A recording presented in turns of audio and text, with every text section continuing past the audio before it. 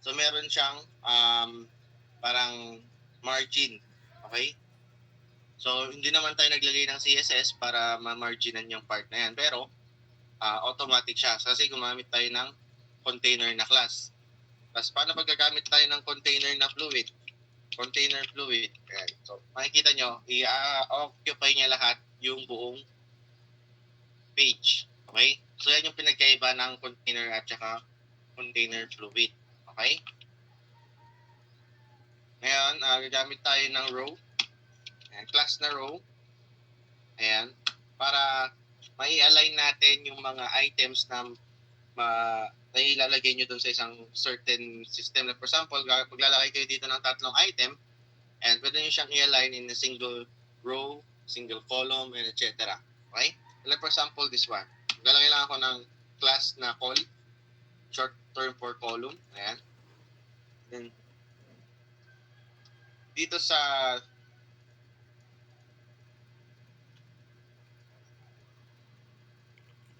and so meron tayong mga screen sizes na tinatawag para for example, in-access ng isang user yung website mo sa isang device, like for example sa cellphone, is hindi masisira yung UI mo kasi nagiging responsive yung layout. Okay?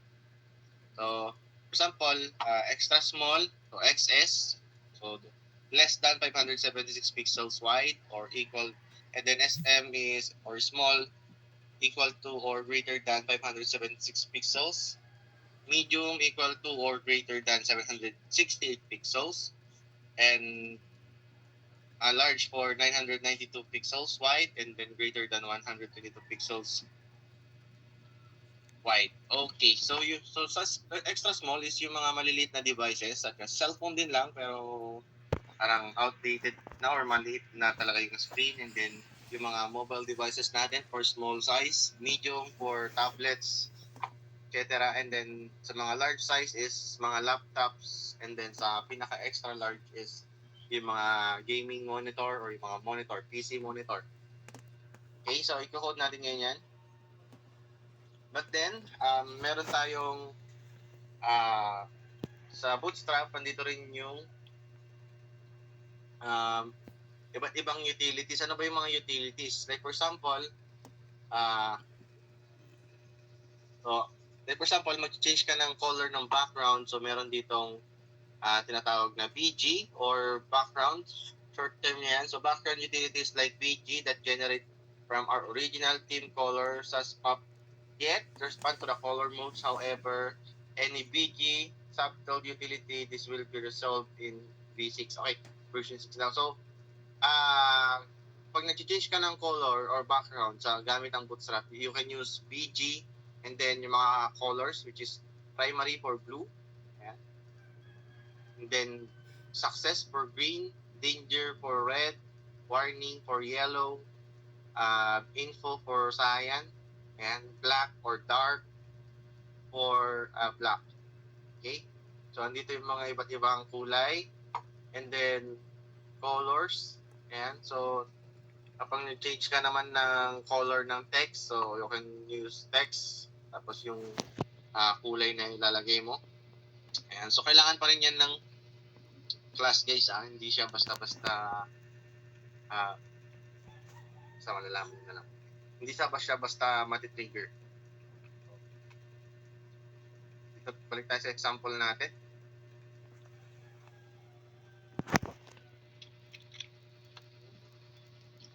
Item 1. So, call MD or medium for tapos number of columns na i-access niya. Ayan. And then BG primary. Ay, BG warning. So, BG warning is color yellow. Ayan. BG warning. Okay.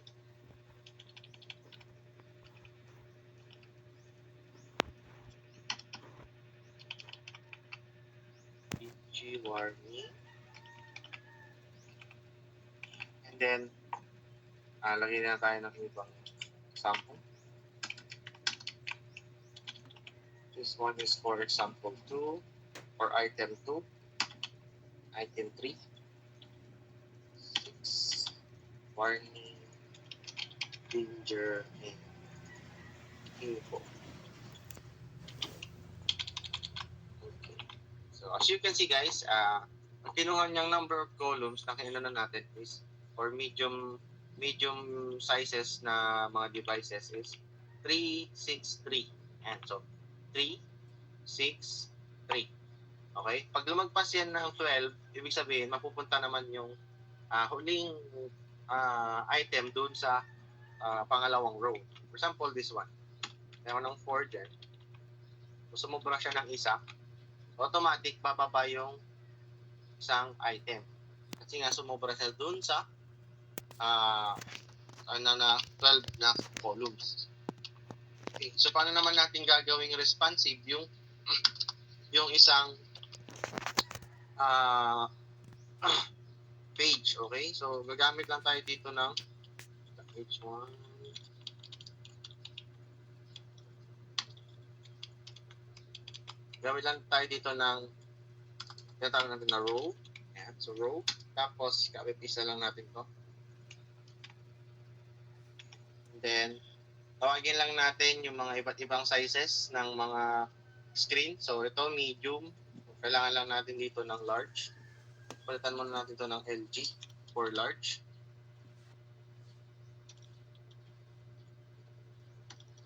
LG. Okay. Next natin is for MD for medium.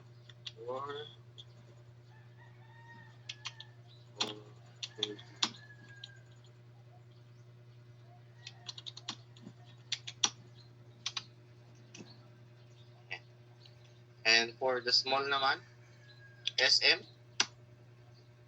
column, SM, 8,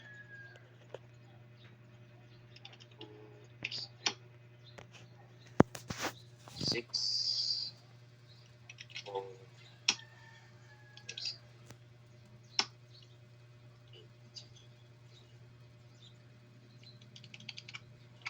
So as you can see, nasa large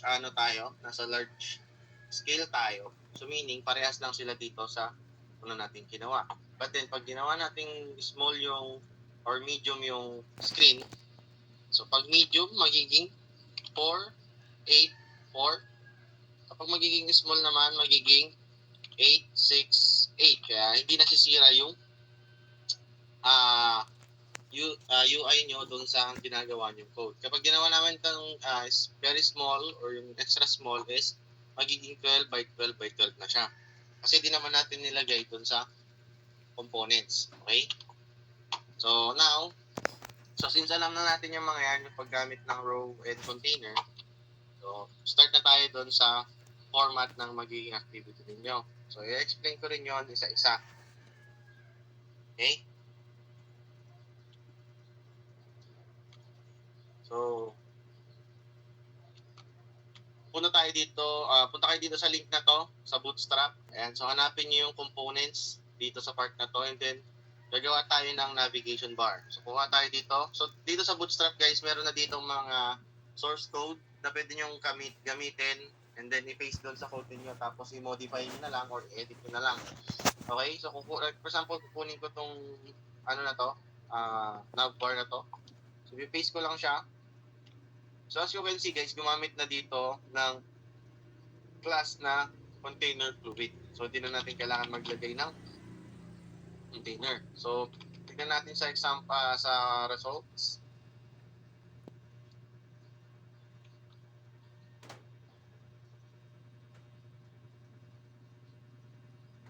And so as you can see, nakuha natin yung navigation bar natin dito mismo sa Bootstrap. So ayan.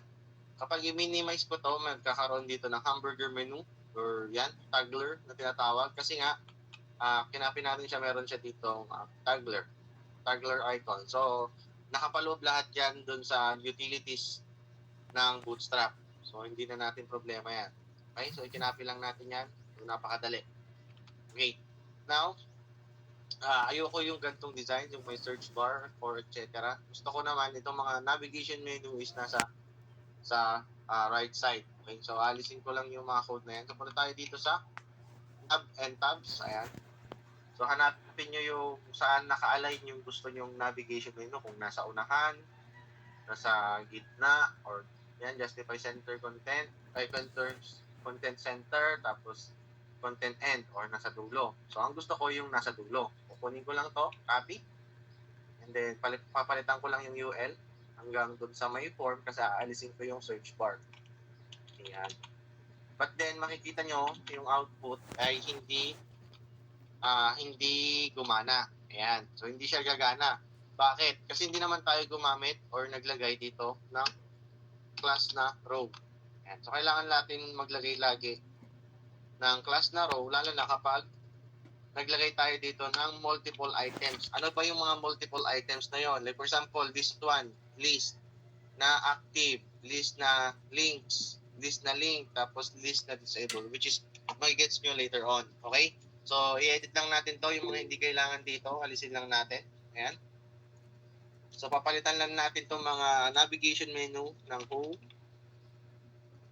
about. So, ito yung magiging format ng activity nyo, and then i-edit nyo na lang. Okay? So, service. So, alisin ko itong disable. Ayan. And then, papalitan ko siya ng href, tapos palitan ko ng gallery. Yan. Okay. So now, tapos na tayo sa ating navigation bar. So meron na tayong navigation bar. Ayan. Then, lalagyan ko muna siya ng palatandaan. That part is for now. Bar. Ayan. So meron na tayong navigation bar.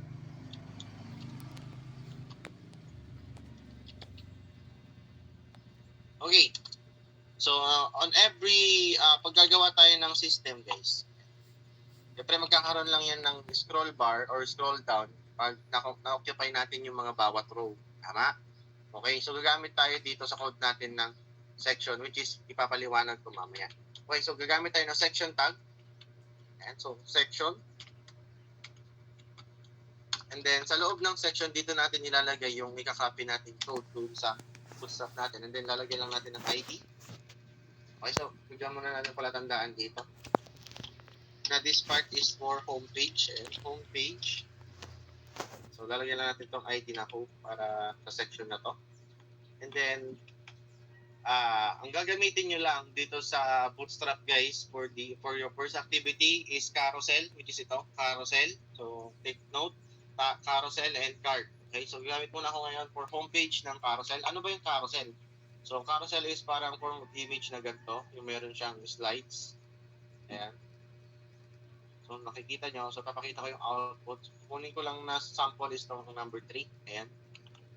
Okay, so, ang gagawa muna ako ng, so, titignan nyo, wala siyang container or container fluid na nakalagay. So, ngayon, maglalagay tayo ng container niya. So, container fluid. Sir, bakit container fluid ang ginamit mo instead of container? Kasi nga guys, gusto ko nga maging homepage or homepage yun, gusto ko ma-occupy niya yung buong page or ng web page, okay? So, ikalagyan mo lang ng container, then ipipaste nyo yung kinapi natin doon sa my bootstrap. Now, lalagyan natin ngayon ng mga image dito. So, ang gagawin nyo, gawa kayo ng folder na like for example, and then pangalanan nyo ng whatever you want. So para sa akin, IMG stand for image. Ayan. So ang laman nito is mga raw images na gagamitin ko para dito sa gagawin kong website. Okay? So like for example, this one, IMG. So ito-call ko lang si IMG na folder, IMG, and then yung mga image na gusto kong ilagay. London 1. IMG London 2. IMG London 3. Ayan. So, nakikita nyo yung output. Ayan. So, meron na tayong homepage. So, napakadali. Tama? Nakakasunod? Nakasunod Yes, ba sir. kayo? Okay. So, para mas mabilis tayo. Now, tignan nyo yung output. So, yung homepage ko, pwede nyo ilipat-lipat yung magiging itsura niya. So, automatic yan. Now, nakakulangan ako dun sa homepage ko. So, kailangan ko lang magdagdag ng parang something button, parang ganon. So, gagamit ako ng A tag. Ayan. So, sa href, lagay ka lang dyan ng hashtag, ganyan. Para next, pag meron na tayong backend or PHP or JavaScript na gagamitin sana, pwede natin gawing functionable yan. Kaso hindi pa naman. More on, design pa tayo. Now, lalagyan ko na ng class and then button or BTN. Lalagyan ko lang ng kulay. So, button warning. And tapos yung content niya, so which is learn more or explore more. Explore more na lang. Ayan. So, makikita mo dito sa output. Ayan. So, meron na tayong explore more dito sa slides natin. So, lalagay lang natin yan sa mga kasama niyang mga code.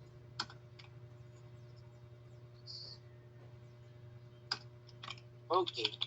So, meron na tayong mga simple button dun sa ginawa nating homepage. Now, medyo, anong napapansin niyo dito? Masyado siyang madikit dun sa may navigation bar natin. Now, gagamit tayo dun sa Bootstrap ng tinatawag natin, sa may utilities na tinatawag nating spacing. Ayan. So, dito nyo makikita yung mga ginagamit natin sa CSS such as margin, padding, padding left, padding top, and etc. Okay? So, for margin, use M, and for margin, and P for padding, T for top, or margin top, padding top. Pwede nyo yung pagpikitin, MT, and then MB, MS, ME, ganon. Para kung depende kung saan part siya lalagyan ng margin. And then, yung mga sizes is 1 is margin 0.25, parang ganyan. And then 4, 1.5, and then 3, ay 5 and 3. Ganyan. Parang basta ganon, ba kikita nyo to. Okay, so paano ba maglagay ng tinatawag nating margin sa isang bootstrap? Okay, so kung makikita nyo itong container natin, so ito yung tinatawag natin doon na lalagyanan natin na parang box. Okay? Dito natin ilalagay yung margin. Okay? So paano ba maglagay ng margin, sir? Use, okay? Kung gusto ko mabawasan, ay lumayo siya dito sa navigation bar natin. So, gagamitin ko is margin top. So, margin top, yung letter T. And then yung size, gusto ko nang gumamit ng 4. Yan, so 4. And then makikita nyo, ayan, so lumayo na siya dun sa navigation bar natin. Pansin nyo? Pinagkaiba? Yes, sir. Okay, so like for example, alisin ko to ulit.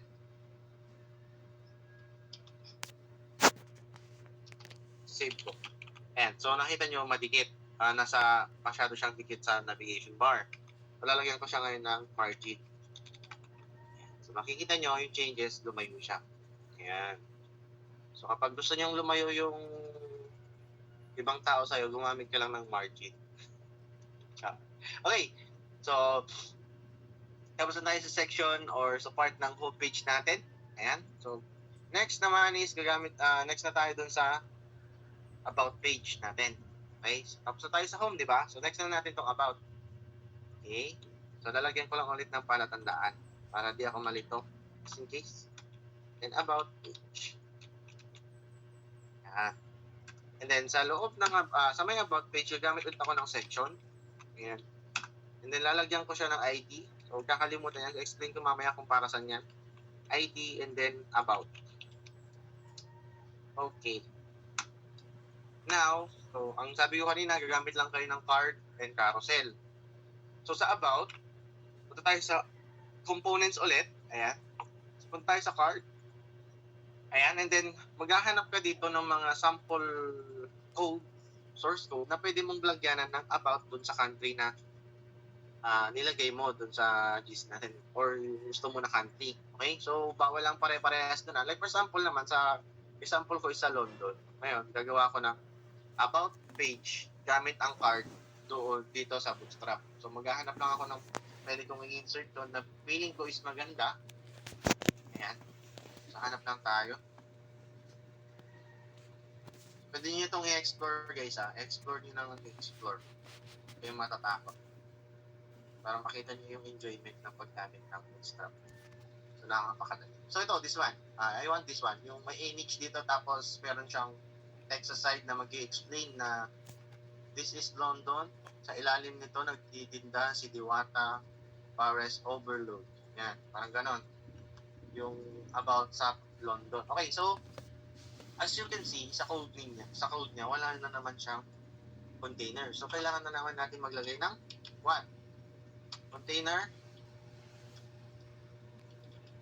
So kung ano yung ginamit natin mula umpisa na container, yun na rin ang gagamitin natin hanggang sa dulo.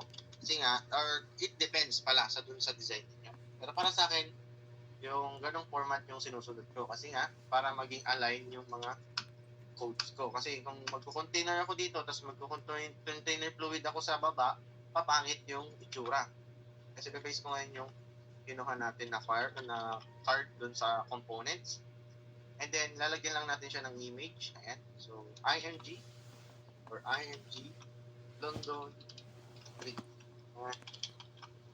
So, check natin sa code. So, as you can see guys, andito na siya. Napaka-dikit na sa ating homepage. Then, aayusin natin yan. And then, napaka-liit ng images. So, makikita nyo dito sa code niya, meron ditong style. Ayan. So, yan yung pumipigil dun sa sizes ng image natin. Ngayon, ang gagawin ko, so max width pa rin, pero papalitan ko lang to ng 100 tapos percent. So, 100%. So, meaning, I-occupied ko yung 100% ng page. Okay? And then, mai-stretch na din yung image. Okay? Ayan. So, na-occupy ko na yung buong page. Ang problema ko na lang ngayon is yung spacing, which is, I'm going to use margins. Tama? Pero, ang boring naman kung margin lang ang gagamitin ko. Ngayon, punta ako dito sa container fluid. Maglalagay lang ako dito ng row, class na row. Sa loob ng row, maglalagay lang ako dito ng class na all md6. Ayan. Tapos, try about. Try ko lang to testing it. So, dito na siya. Okay. So, much better na gumamit ng H1.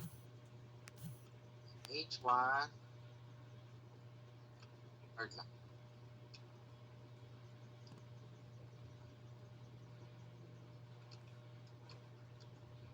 Okay. So, class na head, tapos H1 about this. About na page, and then let's see. So, yan. And then, lalagyan natin na yun ng margin. So, margin top for yung mismong container natin. And then, margin nung about dito sa may card natin. So, margin, class head, and then margin for or auto, pwede rin. Ang gagamitin ko, margin for n. So, meron na tayong space dun sa margin or sa about natin. So, meron na tayong space. So, tapos na natin yung home page, about page. So, yung laman ng about page, guys, pwede nyo yung i-explore, i-edit. Okay? So, pwede nyo palitan yung mga utilities na nandito. For example, this one, H5. Ayan. Gusto ko yung title ko, mas malaki. So, gagamit ako ng H1. And then, papalitan ko yung card title into what we call London. Ayan, London. So, meron na tayong about London. So, dito nagtitinda si Diwata Pares Overload sa ilalim ng London Bridge is falling down, something like that. Okay? So, remove lang natin to, P. Yung mga ayaw nyong makita doon is remove nyo lang, and then papalitan nyo na lang ng mga ibang components or utilities. Like, for example, this one, ayoko nung sample na yun, and then lalagyan ko ng A, href, and then class na btn, button, btn info, which is kulay blue, info, tapos learn more about London. Something like that. So, may makikita na kayo dito ang button. So, magiging responsive yan whatsoever.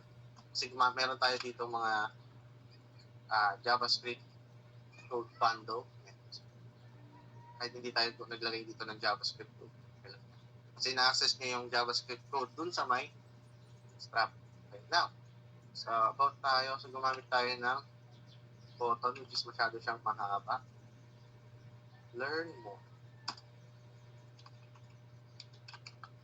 So, learn more. Sa mga content, dagdagan nyo na lang yung paragraphs. So, tapos na tayo sa homepage, about page. Okay, so next tayo sa services. Service page. So, natin na ulit ng section. So, anong ilalagay dito sa loob ng section? Okay. Container, sir. Hindi, sa loob ng section muna. Ano ilalagay? ID para sa service. Okay, malilito Wait. Ano ba ang next? So, ulit tayo sa Bootstrap. Napakadali. Dito, tapos kuha tayo ng mga card na may images na pwede natin ilagay dun yung mga... Okay, so it's up to you naman guys, yung mga design ninyo. May makikita kayo dito na card na multiple items na naka-single row. Ayan, gaya nito. Multiple items na naka-single row.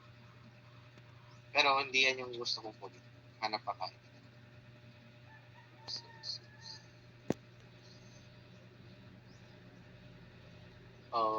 Like this one. So, parang gusto ko itong kunin. So, ano ba yung mga services? Ano ba yung nakapaloob dun sa mga services? For example, dun sa country ninyo, mga services na affordable hotel, affordable restaurant, ganyan. So, pwede nyo doon ilagay. So, like for example, this one, kukunin ko to and then lalagyan ako ng container, fluid. Then, lalagyan ko lang yan ng mga images bago ko siya di-design. Okay. IMG, Hotel 1, Hotel 1 na lang lahat ilalagay ko. IMG, Hotel 1, IMG, Hotel 1, IMG, Hotel 3. So, save natin muna. Check natin yung output. So, ayan. Meron na tayo ditong ang lalaking card. So, pwede nyo rin yung ibahan. So, hanap pa tayo ng mas maganda.